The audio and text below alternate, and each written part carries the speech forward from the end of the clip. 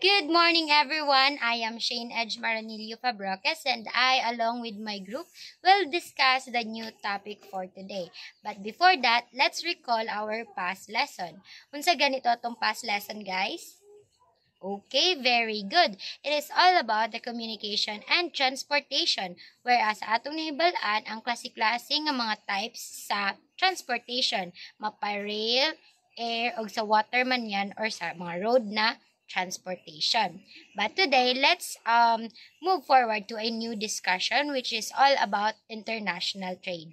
Before I proceed to our discussion, let me read first the objectives.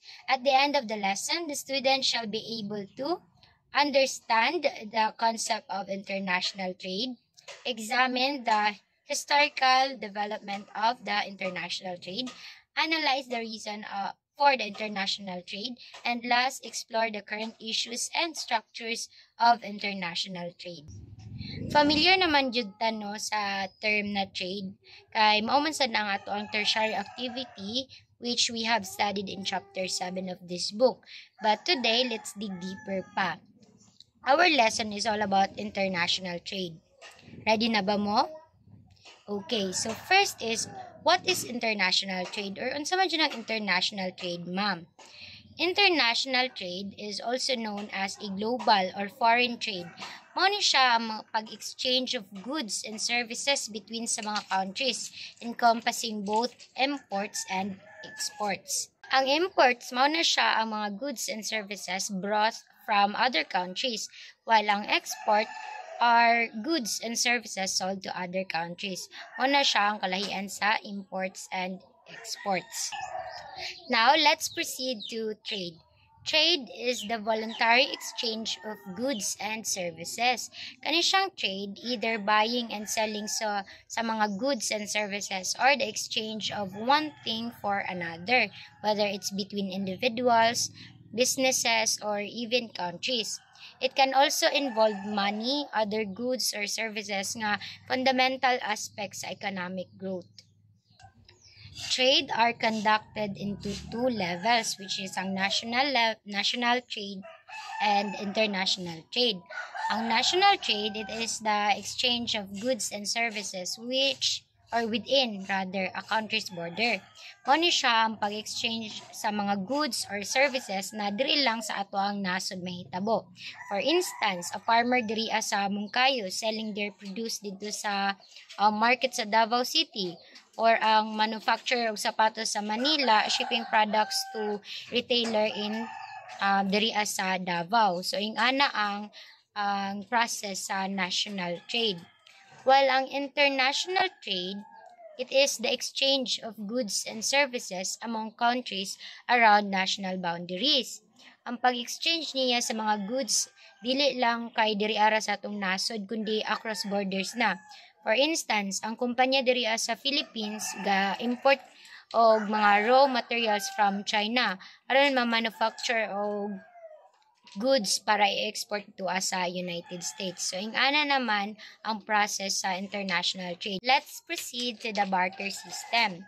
Ang barter system, it is a method of exchange where goods or services are traded directly for other goods or services without the use of money or a monetary medium. In this system, if you were a potter and you were in need of a plumber, mangita jud kag plumber na nanginahanglan pud og kanang pots so that you could exchange your pots for his plumber service. Inana ang barter system. Usa ni siya ka ancient method of way sa pag-exchange where individuals trade goods or services directly for other goods or services without using money. Sa unang panahon, mausad ni siya ang gamit sa ato mga ninuno dinhi sa Philippines. Garilay sila sa barter system to facilitate trade both within the islands or sa karatig nila or mga neighboring regions. For instance, sa China, sa Borneo, o sa Thailand, ingana sila sa unang panahon.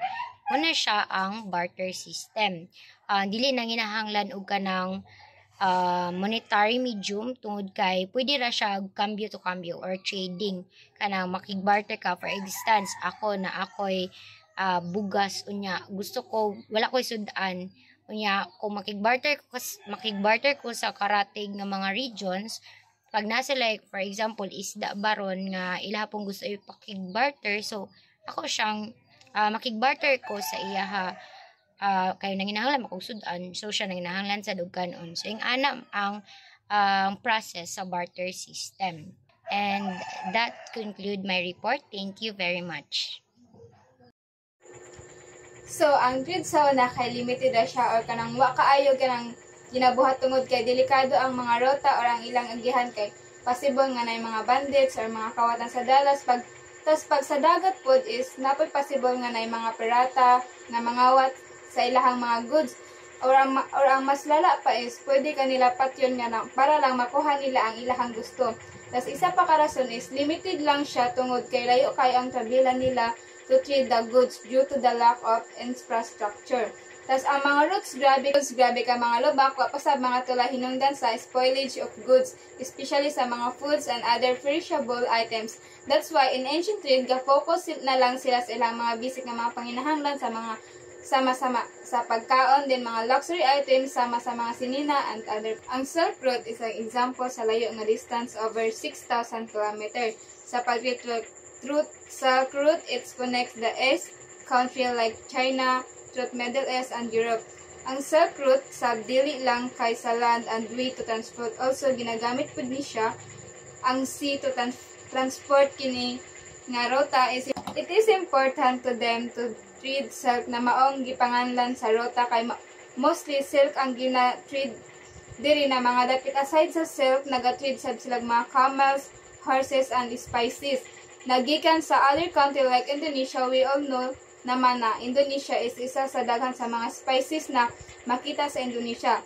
Sa Indonesia sab nato makita tong ginatawag na Spice Island or what we call today the Malacca Island.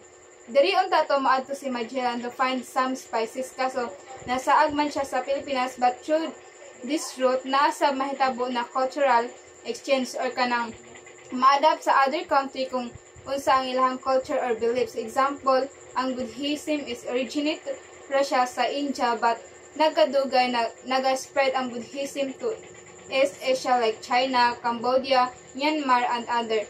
The Silk Road's impact on history is important. It fostered cultural exchange, economic growth, and technological advancement, shaping the development of civilization across Eurasia or Europe and Asia.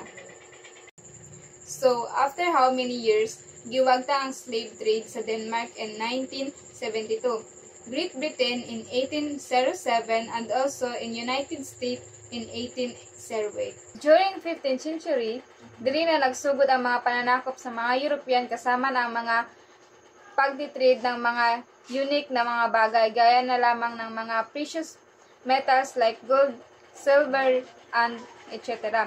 And also, dili sab nag-start ang mga ginatawag na slave trade. Ang mga Portuguese, ang mga Spaniards, ginapandakop nila ang mga Native American para i-trade sa American. Ginahimo sab ng mga katabang sa mga American nga gina-trade sa ilaha kumbaga sa pilitang trabaho wa may mahimo ang mga Native American kay wa man sila kaya sa mga pananakop. So kumbaga kanang ginahimo silang negosyo sa mga European ang slave trade kay dagko man sila mga ma-income. After how many years, giwagta ang slave trade sa Denmark in 1972. Great Britain in 1807 and also in United States in 1808. So the demand of the raw materials is ginapadako or ginapadaghan but the price is as usually unlike sa finished product. Imagine a scenario where the demands for wet raw materials increases because daghay tao ang gusto mo kaod og kanang mga bread. However, the price of wet does not increase significantly or even decrease, while the price of the bread, a manufactured good, increase substantially. Industrialized or the development country is mas angkat og mga raw materials sa mga dili developed nga country. Tapos gina-export or ginabaligya na po nila ang mga na mas mahal na presyo ang mga finished product sa mga non-developed country. Good morning everyone, I am Melson Hinay and today I'm going to discuss about basis of international trade. Why does international trade exist? International trade exists because of kung kana nga country kikulangan sila og production ana nga product, pwede sila mag-import sa laing country nga kana nga product is good ang kanang production ana nilang product. Trading, ang international trading can help nga kana bitang mapadako or ma-increase ang kanang economic growth. Next is basis of international trade. There are 4 bases of international trade. First is the difference in national resources. Second is population factors. Third is stage of economic development. And lastly is the extent of foreign investment. So, ang first is difference in national resources. Ang national resources kay na itulo ka factors nga nakakuha na which is ang geological structure, mineral resources, ug ang climate influences. Geological structure determines mineral resources based on topographical differences. Ang geological factors kay nagadetermine siya kanang whether ang naga-base siya sa kanang kuan bitaw quality sa lupa. For example, kana nga lupa kay kanang rich siya sa kanang mga oil reserves.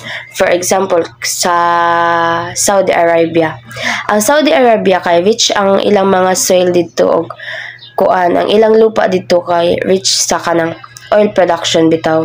So ang ilang ginahimo kuan nila ni export nila ni sa lain countries nga ang kana nga country kay kanang kulangan bitaw or kulangan sila og kanang oil production. The next one is the mineral resources. So ang mineral resources, from the word mineral resources kay ang gakuha sila or ga-trade sila og mga product nga kanang mineral, which is ang mga gold, mga copper, mga diamonds, and etc. For example, dito sa South Africa. Sa South Africa kay ilang gina-specialize sila og mga product dito which is ang mga gold, diamond. Then after nila naikuan, pwede nila na ginahimo nga mga accessories or mga other products. After ana, ilan ang gina-export sa lain countries nga mapatok na sa ilang mga products. Last sa difference in national resources kay ang climate resources. Climate resources type of flora and fauna that can survive in region at the range of various production. So there are different types of climate. So for example, kana nga country kay tropical na siya. So ang tanong magid-ana nila dito kay kanang gatubo siya sa tropical climate. For example, tanong sila og mga kaning coffee, bananas, and after that ilan ang gina-export sa lain country nga kanang ang ilang climate dito kay cold. So while ang cold nga climate mostly pud sa ilang gina-specialize nga mga product kay ang wool production. After ana ila pud nang gina-export sa lain country nga kana nga product kay kaning kulang sila na nga product dito. The second basis of international trade is ang population factors. The size, distribution, and diversity of people between countries affect the type and volume of goods traded. From the word population, so gavary pod ang kanang isa ka kanang number of population ana nga lugar or ang size sa population ana nga lugar. Gakuan pod siya kung unsa nga type or unsa ilang gina-consume nga mga product or unsa ang mas kusog sa ilaha nga mga product dito. Then dinhi nga factors na iduha pod ka factors sa population factors na iduha ka factors nga na under ani, which is ang cultural factors o ang size of population. Cultural factors influence the development of distinct forms of art and crafts. From the word culture, so ang ilang trade bitaw kay mapakita po nila ang ilang culture nila dito.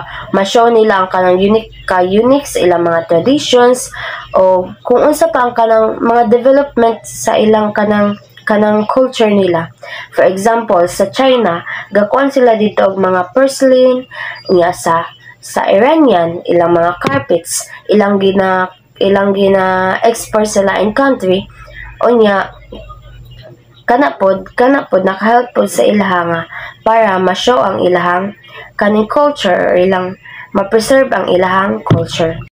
Next is the size of population. The size of population affects the volume of internal and external trade. So, ga-affect ang kanang size of population sa kanang trading. So, need gyud siya mag-vary pod mag-check sa size of population kay kung magpataka ra siya import or export din na nya gamay ra di ang kanang population nila din na nya mag-export sila og mga dagko nga mga products na possibility nga malugi sila. So, for example, kanang mga developed countries or mga high living cost countries, ang ilang market din na kay mga kanang mga kuan gyud mga big ilang market din ha. So dako pod ang ilang mga gina-export o gina-import nga mga products din ha ang kanang lugar. Ang ila pong kanang standard of living pod nila din na kay kuan pod siya, nag-affect pod siya sa mga ilang gina-import o gina-export nila. And the third basis of international trade is the stage of economic development. The nature of items traded changes at different economic stages. In agriculturally important countries, agri-products are exchanged for manufactured goods. So, for example, diniya sa Philippines, di ba ang kuan din na, di ba ang ato ang country kay kaning ga-export siya og kanang mga agricultural products. Unya ga-import pod ta og mga manufactured products. For example, dili ta mogawas sa countries sa Philippines lang, sa kanang Mindanao ug sa Luzon. Di ba ang Mindanao kay export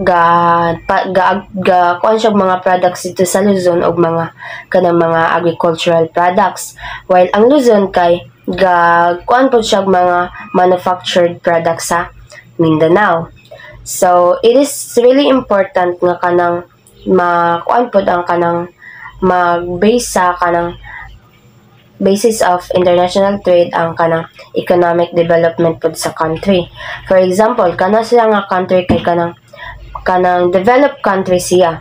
So ang iyang ginakuan din na kay kanang more on mga manufactured products ang iyang gina export, while ang mga kanang mga agricultural countries kay ga export siya og mga kanang mga agricultural products din na nga country. The next one is the extent of foreign investment. Foreign investment boosts trade in developing countries lacking capital for mining, oil, drilling, heavy engineering, lumbering, and plantation agriculture. So, foreign investment can play a crucial role in developing industries in countries that lack kanang necessary capital. This investment can lead to development of resource extraction, mining oil, drilling, manufacturing, and agricultural sectors, creating new export opportunities and increasing the volume of international trade. Industrialized nations often invest in developing countries to secure access to raw materials and create markets for their finished products. The last one is transport. In the past, trade was restricted to local areas due to the lack of efficient means of transport. With expansions of rail, ocean, and air transport, trade has experienced spatial expansions. So sa una daw, ang kuan sa una kay syempre wala pa kayo mga kuan sa una, for example, wala pa airplane sa una, wala pa yung mga ingana, wala pa kayo mga advanced technology sa una. So, yung mga limitation sa mga transport, na yung mga restriction nga samot na kanang mga liblib nga lugar dili na maabot og mga transportation. Pero karon, with the help of technology, ang kanang nanay mga railing, mga kuan ocean, mga air transport na limitahan or na kuanan ang kuan kanang na solve ang kana nga problem. So with the help of this, naanay mga kanang mga exchange trades sa mga kuan kanang mga lisod adtuon nga mga countries or mga liblib nga mga lugar. In conclusion, sa akong topic, international trade arises from the fundamental principle that countries are different. These differences in resources, population, economic development, and technological capabilities lead to specialization and the need to exchange goods and services to meet the needs and wants of their population. Efficient transportation system further enable this exchange in global scale. And that's all. Thank you. Good morning, everyone. I am Shanini Dumaget, and I will be discussing about the important aspects of international trade. First is volume of trade.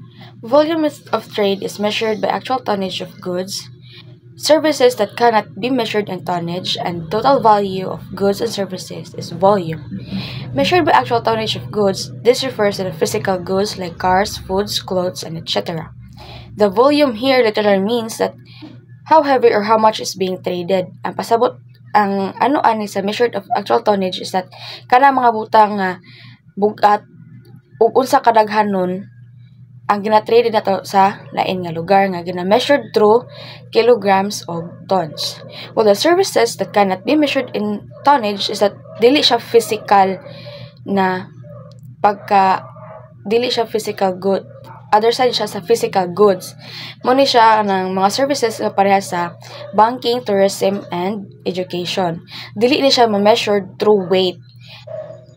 But, siya sa monetary value. Well, the total value of goods and services is volume. Muna siya ang kanang mga serbisyo o kanang mga goods nga kuha na to siya through money. Composition of trade is the nature of goods and services imported and exported by countries that have undergone changes during the last century. So, kini nagapasabot nga ang kaning mga the products and the services that we traded to other countries is gabago siya through century.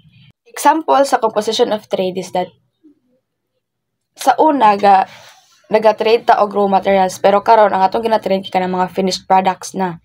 And then the second one is direction of trade. Direction of trades refers to where a country's export or going and where it's coming from, revealing the structure and level of economic development. So the direction of trade means kung asa paingon ang atoang gina-export ug asa gikan ang atong import nga mga materials, goods or services. And then diri nato makita kung unsa ka develop ang ekonomiya sa usa ka nasod. One is balance of trades. Balance of trades records the volumes of goods and services that are imported as well as exported by a country to the other countries. Balance of trade and balance of payments have serious implications for a country's economy. One is types of international trade. First is bilateral trade. Bilateral trade is done by two countries with each other. And the second one is multilateral trade. It is conducted with many trading countries.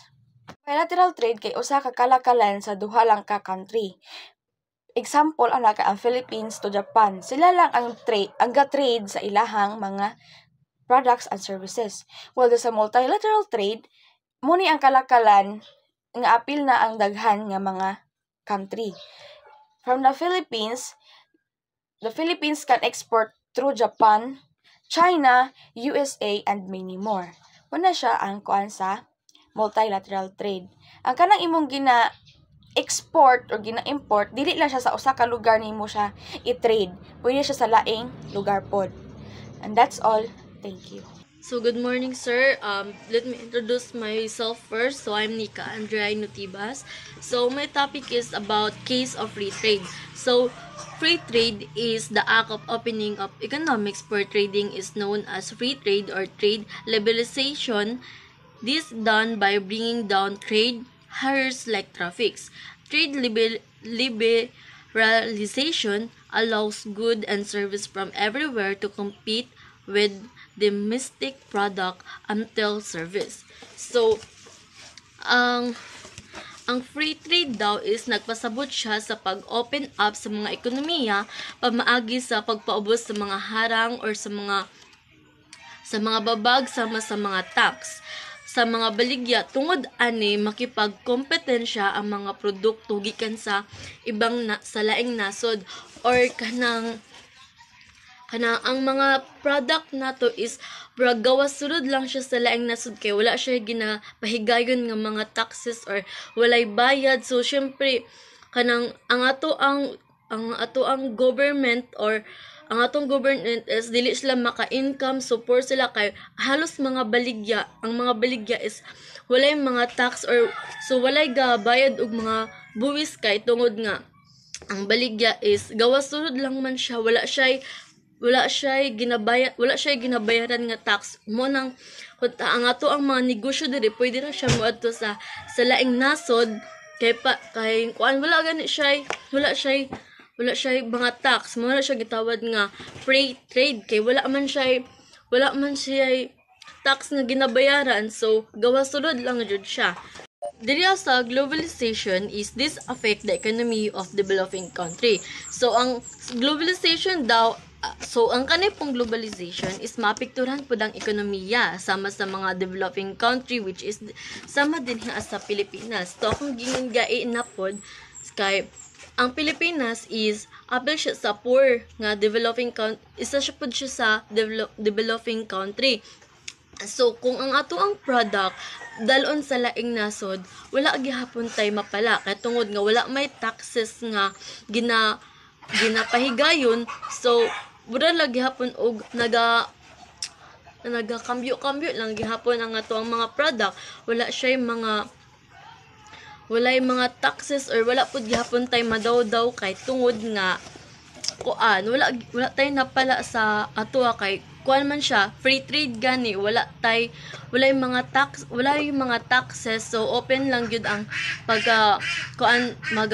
kuan sa mga product, open lang pwede makagawas nga walay bayad, pwede ra pud ang mga products sa laing nasod is pwede pud mo anhi diri sa ato nga walay mga bayad kay tungod nga na free trade man ta dinhi so walay mga taxes nga mahitabo mo nang naapektuhan ang ato ang ekonomiya tungod nga walay pundo or wala tay kwarta nga madawat, wala tay mga tax nga mga nadawat. That's why nga maapektuhan pud ang ato ang ekonomiya. So, dumping. Ang dumping is exporting a product in other country that is lower price than choose charge in its domestic market and cause harmful to domestic product of importing country. So, ang dumping is ang pagbaligya sa lower price o gagmay ng mga presyo kumpara sa ato ang kaugalingong product. Like for example, ang ato ang diri sa ato is mahal ang bugas, mahal ang kilo sa bugas. Pero pag sa laing bansa is barato lang. Pag ang taga-laing bansa mo baligya sa ato barato ra. Pero pag diri sa ato is ang ato ang kaugalingon nga mga products ato adjong mga tanom diri sa mga humay sa ato ang bugas is mahal, pero pag ang tagalaing bansa barato lang ang baligya sa ato World Trade Organization. The World Trade Organization is an intergovernmental organization headquarters in Geneva, Switzerland, that regulates and facilitates international trade, establish rules regarding international trade, and sees that they are obedient. Also, ang World Trade Organization daw is nagahimo sila og mga laws para nagahimo sila og laws para sa international trade aron mapadayon ang dagan sa ekonomiya sa mga nasod. So ang World Trade Organization is nagahimo siya og law para sa sa international trade or sa mga baligya nga butangan na og mga law para naay mga gibutangan na og mga taxes ang mga product para ang government pod is mapunduhan pod para napoy makuha nga mga tax ang mga taga government pod.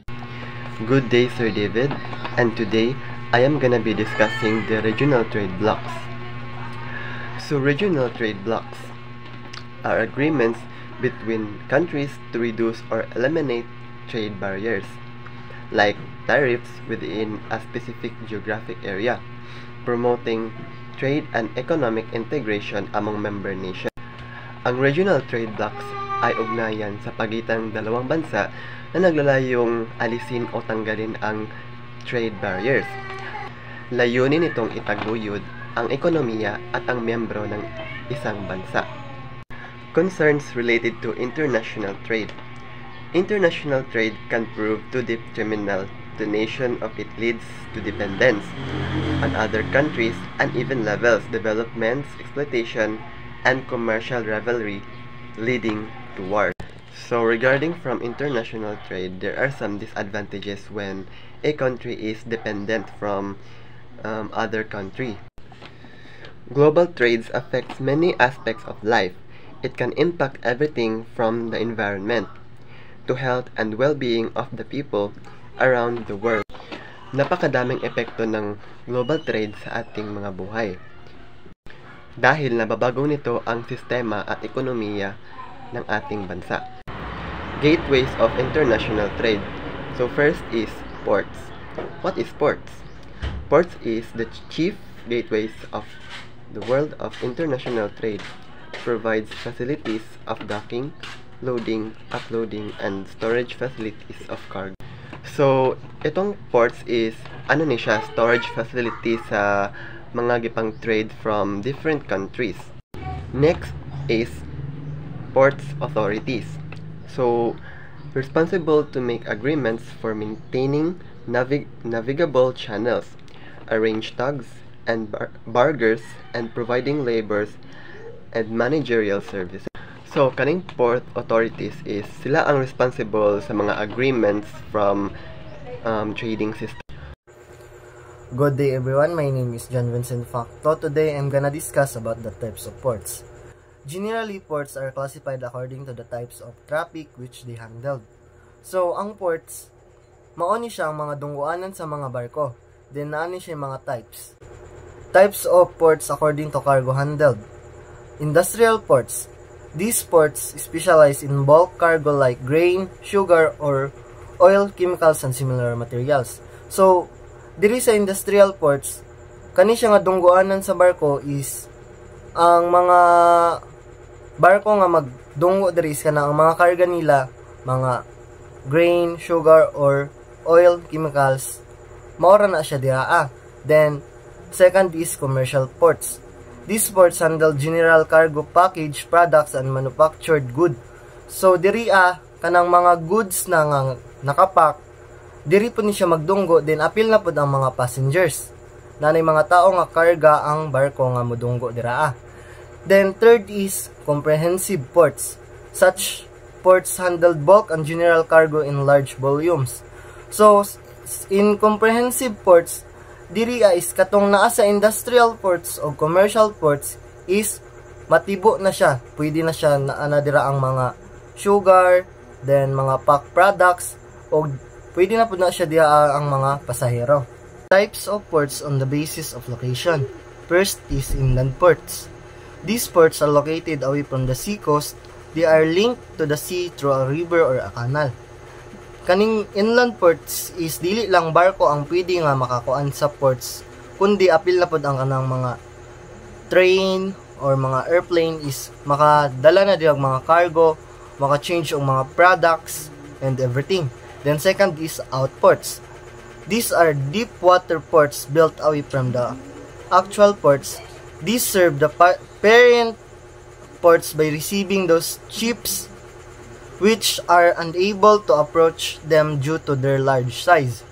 So, ang outports is kanang mga ga-over nga mga product or mga cargo nga dili na masigo dito sa main ports is iadto na siya dito then mao na iyang purpose nga gibuhat na siya. Then mao ni siya gitawag nga secondary ports. Types of port on the basis of specialized function. First is oil ports. These ports deal in the processing and shipping of oil. Some of these are tanker ports and some are refinery ports.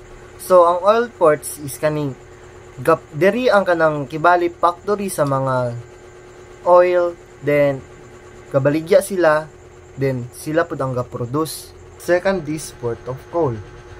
These are the ports which originally developed as coaling point on the main sea routes where ships used to anchor for fueling, watering, and taking food item. So in ports of call, diri is kanang ang mga ships is ga-unload o ga-loading sa ilang mga cargos. Then galimpyo na pud sila kuang mga pagkaon, then gagasolina. Then third is packet station. These are also known as ferry ports. These packet stations are exclusive concern with the transformation of passengers and mail across water bodies covering short distance. These stations occur in piers located in such a way that they face each other across the water body. And for example, diba Cebu ug Leyte, diba ang mga mostly nga mga pasahero is gagamit na lang og kanang mga ships para makatransport ana nga mga lugar kay duol raman. Mao na siya example sa packet station. Port is entrepot ports. There are collection centers where the goods are brought from different countries for export. Then sa entrepot ports, diri ay kanang mga items sa kanang mga lain-lain nga country is naadira. Then ga-export sila o ga-import kanang gabayloanay og kanang mga items, goods or product. Then the last is naval ports. Sa naval ports, these are ports which have only strategic importance. These ports serve warship and have repair workshop for them. So diri kanang mga kabantay mo ng mga warship, diraan na sila gadunggo kanang mga eroplano nga panglaban sa giyera, then mga barko nga anang na mga armas. Mao ni ang ilang dunggoanan, then dilang ayuhanan, and maura to thank you. In conclusion, international trade generally benefits participating countries by increasing overall economic efficiency and raising standard for the living or of its living. It allows for the efficient allocation of resources, specialization, and increased consumer choices. However, international trade is a complex phenomenon with both positive and negative consequences. While it can lead to a greater economic efficiency and higher standards of living, it also has a potential drawbacks that needs to be addressed through appropriate trade policies. And that concludes our discussion for today. I hope you've learned a lot from the lesson that we discussed. Thank you and amping.